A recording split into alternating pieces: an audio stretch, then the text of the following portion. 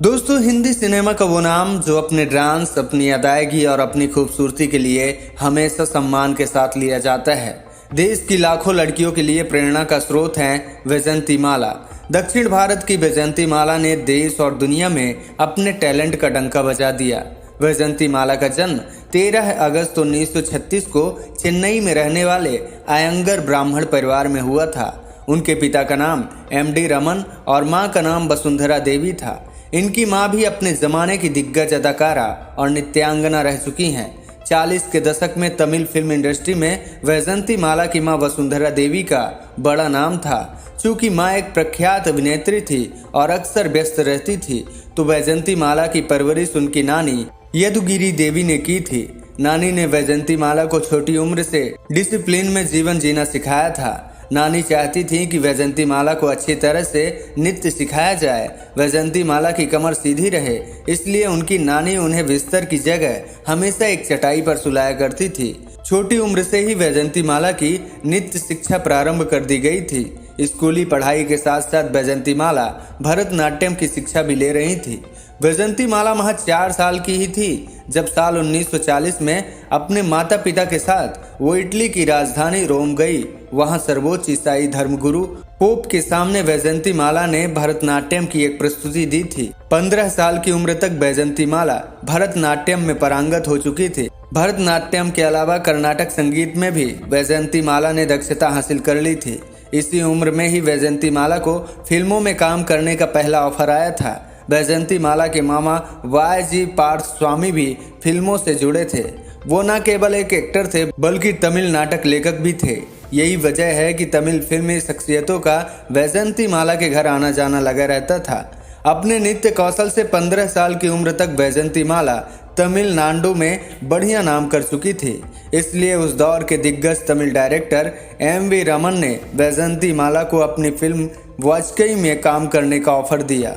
लेकिन वैजयंती माला की नानी को इनकी फिल्मों में काम करने पर सख्त ऐतराज जताया। उन्हें फिक्र थी कि अगर वैजयंती माला फिल्मों में काम करने लगी तो उसका नृत्य और पढ़ाई छूट जाएगी। मगर जब डायरेक्टर MV रमन ने भरोसा दिलाया कि फिल्मों में काम करने से वैजयंती माला की पढ़ाई नहीं छूटेगी और डांस के चलते उनकी लोकप्रियता चौगुनी हो जाएगी, तो नानी ने वैजयंती माला को फिल्म साइन करने की छूट दे दी। इस तरह साल 1949 में वाजपेयी फिल्म से वैजयंती माला का फिल्मी सफर शुरू हो गया। साल 1950 में वैजयंती माला ने जीविथाम नाम की एक तेलुगु फिल्म में काम किया और फिर साल 1951 में आई वो फिल्म जिसने वैजयंती माला को हिंदी सिनेमा में एक जबरदस्त और मजबूत शुरुआत दिला दी। ये फिल्म थी बहार और ये फिल्म वैजयंती माला की पहली फिल्म वाजपेयी का ही हिंदी रीमेक फिल्म थी। फिल्म बहार से मिली सफलता के बाद वैजयंती माला ने अपने ध्यान हिंदी फिल्मों की तरफ लगाना शुरू कर दिया।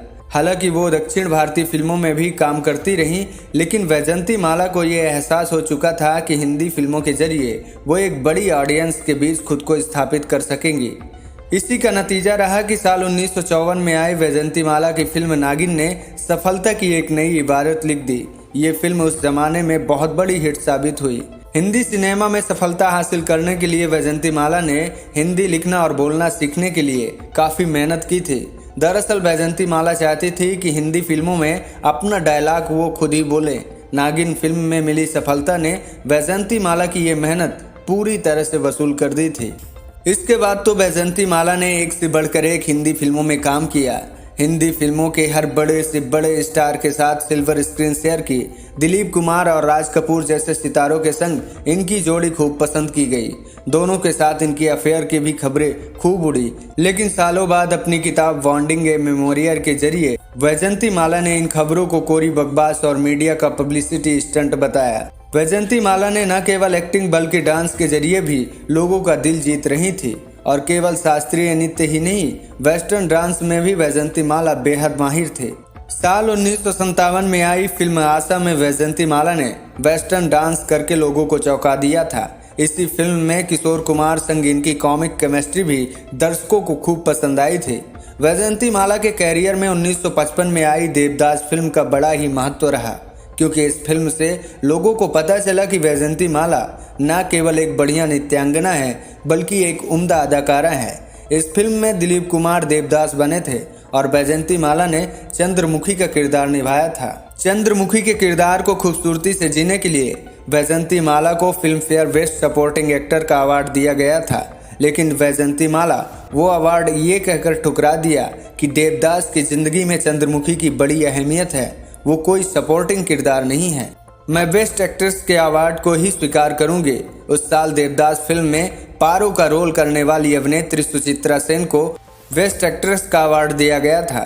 वैजंती माला को मिले अवार्ड की बात करें तो साल 1961 में आई फिल्म गंगा जमुना और 1968 में आई फिल्म संघर्ष के लिए Bengali film journalist association award दिया गया था। फिल्म गंगा जमुना के लिए ही वैजंती माला को फिल्म फेयर अवार्ड भी मिला था। इसके अलावा साधना और संगम के लिए भी वैजंती माला ने फिल्म फेयर अवार्ड अपने नाम किए थे। साल 1996 में फिल्म फेयर ने ही वैजंती माला को लाइफ टाइम अचीवमेंट अवार्ड दिया था। साल 1982 में वैजंती माला को संगीत नाटक अकादमी अवार्ड भी दिया गया। भारत सरकार ने भी वैजंती माला को पद्मश्री पुरस्कार से सम्मानित किया। वैजंती माला के निजी जीवन की बात करें तो उन्होंने डॉक्टर चमन लाल बाली से शादी की थी। चमन लाल बाली राज कपूर के पर्सनल फिजिशियन थे और पहले से शादीशुदा थे। पहली शादी से उनको 3 बेटे भी थे। वैजंती माला और चमन लाल बाली की मुलाकात का किस्सा भी बड़ा दिलचस्प है। एक दफ़ा वैजंती माला कश्मीर में डल झील पर किसी फिल्म की शूटिंग कर रही थी। एक सीन के दौरान वैजंती माला डल झील में गिर पड़ी और बीमार पड़ गई। उन्हें तत्काल मुंबई लाया गया। इत्तेफाक से वैजंती माला का इलाज चमन लाल बाली ही कर रहे थे। इलाज के दौरान वैजंती माला और चमन लाल बाली की दोस्ती हुई और दोस्ती प्यार में बदल गई। डॉक्टर चमन लाल बाली ने अपनी पहली पत्नी को तलाक दे दिया और फिर वैजंती माला और चमन लाल बाली ने शादी कर ली। वैजंती माला का एक बेटा भी है जिसका नाम है सुचिंद्र और वो भी एक एक्टर हैं। सुचिंद्र साउथ फिल्म इंडस्ट्री का एक बड़ा नाम है। साल 1986 में वैजंती माला के पति डॉक्टर चमन लाल बाली ये दुनिया छोड़कर चले गए। वैजंती माला ने पॉलिटिक्स में भी खूब नाम कमाया था। पंडित जवाहरलाल नेहरू से वैजंती माला की अच्छी जान पहचान थी। इसके बाद इंदिरा गांधी से भी उनके मधुर संबंध थे। इंदिरा गांधी के सपोर्ट से ही वैजंती माला ने साल 1984 में साउथ चेन्नई सीट से कांग्रेस के टिकट पर चुनाव लड़ा और सांसद बनी। 1989 में एक बार फिर वैजंती माला इसी सीट से सांसद बनी। साल 1993 में कांग्रेस ने उन्हें राज्यसभा भेज दिया, लेकिन 1999 में वैजंती माला का कांग्रेस से मोह भंग हो गया और उन्होंने कांग्रेस से इस्तीफा देकर भाजपा ज्वाइन कर ली। बढ़ती उम्र के कारण उन्होंने राजनीति से दूरी बना ली। वैजंती माला के चाहने वालों की आज भी कमी नहीं है। मिलते हैं फिर ऐसे ही एक फिल्मी स्टोरी के साथ। धन्यवाद।